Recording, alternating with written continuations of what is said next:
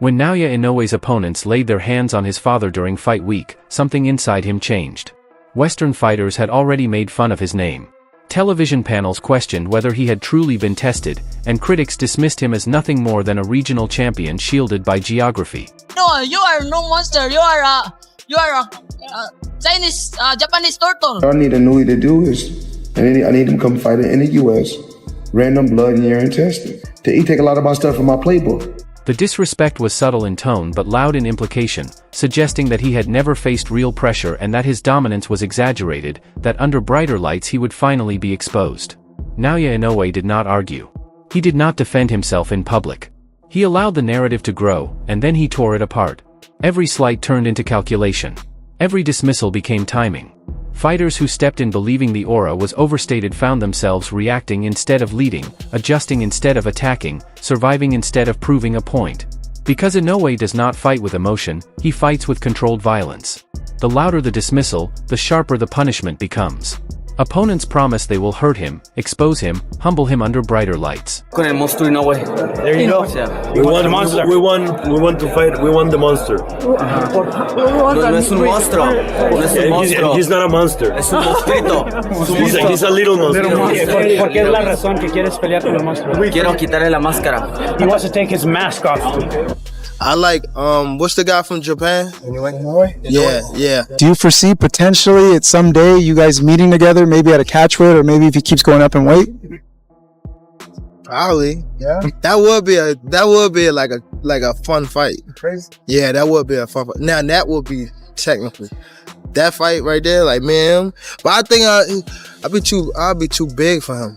Probably, yeah. I'd be too big for him. Yeah. But that fight would be like, it's like a dream fight. Yeah, facts. Was that a true story that you didn't know who he was? Was it you didn't know who he was? I didn't. I still don't even know I can't pronounce his first name. I just call him Inoue. Yeah. That'll do. Yeah, we were in here and Dave put it to me. He just said, because we were planning on moving up, I wanted some new challenges, some big fights. And I come in and Dave said, do you fancy having one more fight at bantamweight? I said, well, you know, what's kind of fights? And he said his name Inoue.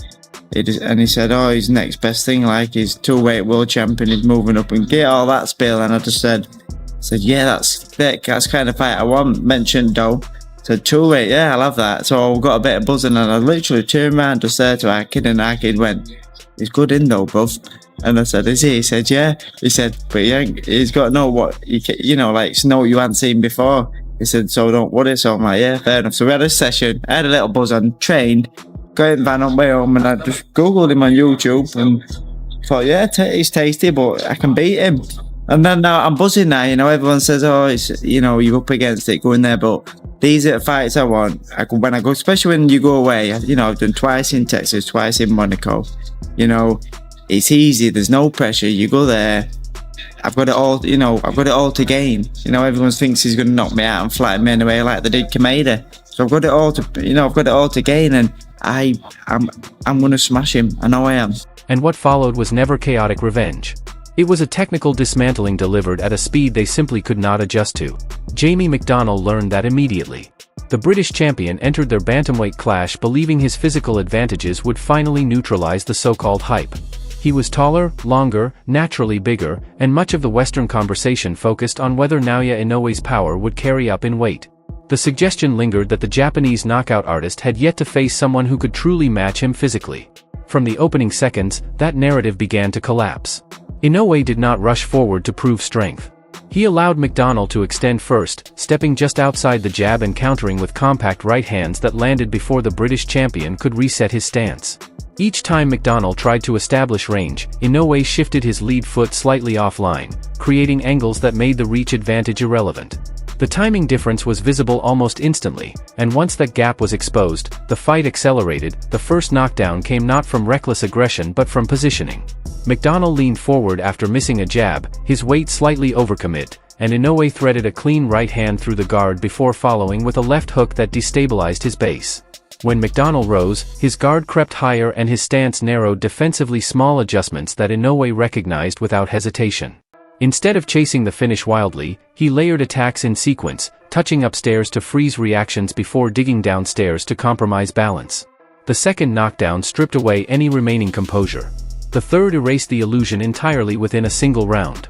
The physical advantages that fueled pre-fight confidence meant nothing against superior timing, foot placement, and punch economy. And that was only the beginning of the pattern. When Emmanuel Rodríguez arrived undefeated and full of confidence, the tension during fight week spilled over physically. Inoue's father, who had trained him since childhood, was shoved publicly as cameras rolled. The moment spread quickly, and many expected confrontation. Instead, Inoue remained still, arms folded, expression calm, the composure of someone who knew the response would come under different lights.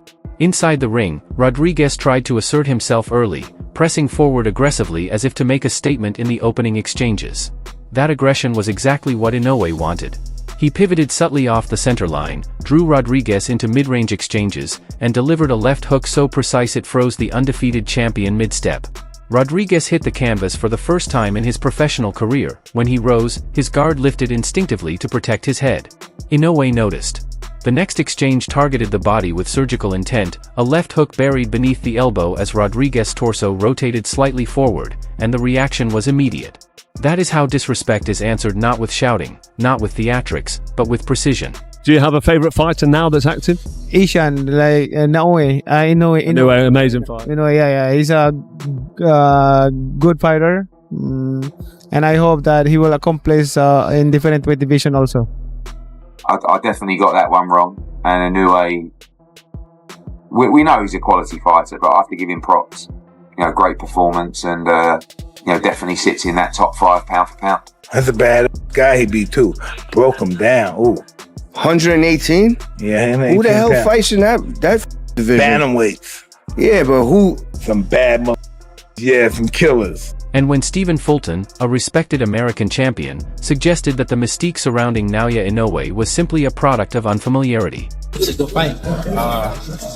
I think Fulton has more skills, but Monster got monster power. So it's just he got that neutralizer. I think it's a good fight. I'm definitely going for Scooter. It's my Muslim brother. I've been knowing Scooter since we were kids. Man, I'm leaning towards Fulton.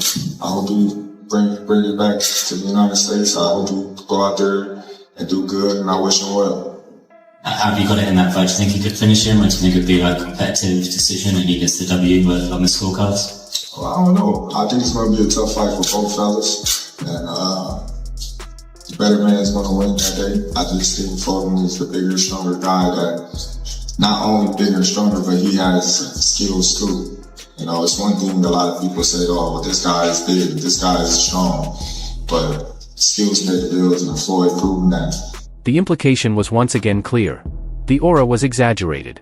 The opening 2 rounds dismantled that assumption. Naoya Inoue's jab disrupted the rhythm immediately, landing before Stephen Fulton could settle into his combinations. His lead foot consistently stepped outside Fulton's, creating clean lanes for the straight right while limiting counter angles. When the finishing sequence arrived, it was not sudden chaos. It was accumulated control reaching its limit. A straight right split the guard. A left hook turned the head with positioning already secured, and what followed was a disciplined swarm of combinations that left no structural recovery. The referee stepped in because the difference in speed and placement had become impossible to ignore. I know I've been asked this a million times, but what made Inoue so difficult to figure out that night? It wasn't what made him difficult. It's my body wouldn't allow me to do the things like wake come up. Back. Yeah, it wouldn't allow me to do the things. I rehydrate and everything. It wouldn't allow me to do things that I wanted to do. But we'll see him when we get another belt and probably at a different weight class. Okay. As I said, I picked Inoue to win, but I thought it would be a much more closely contested fight than it was. And listen, I'm not dissing Fulton. He was just blown away by a person whom I now consider.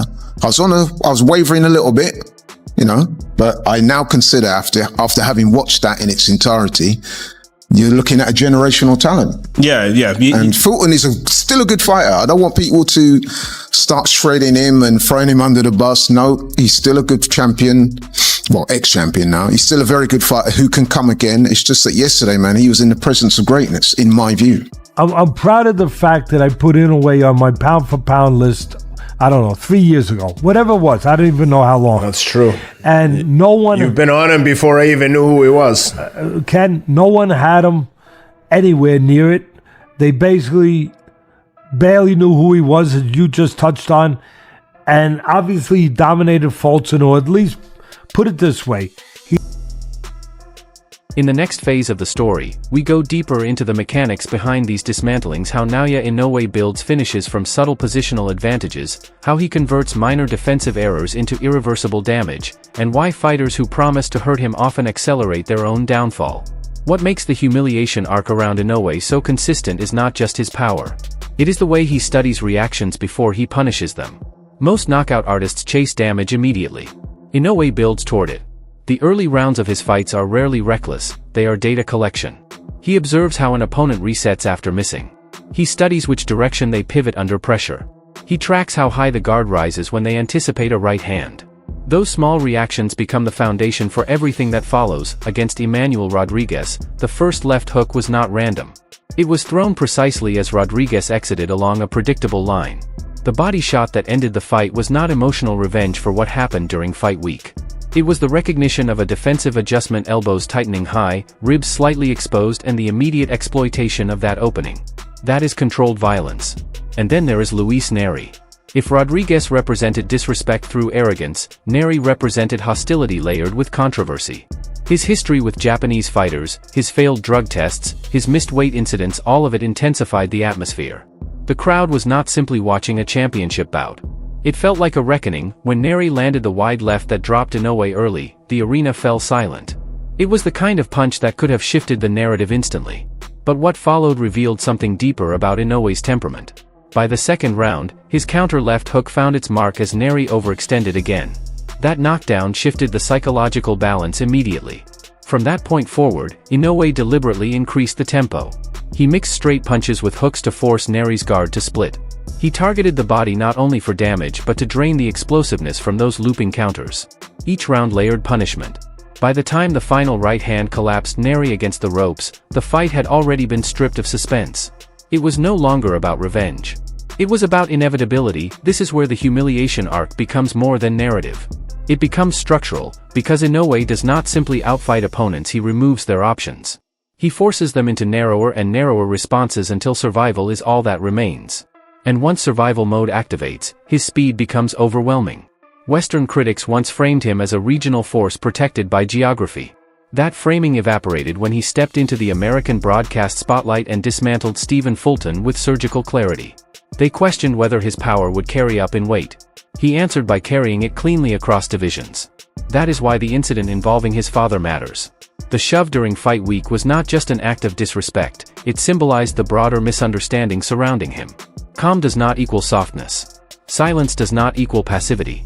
And when fighters mistake composure for weakness, they walk into something they cannot control.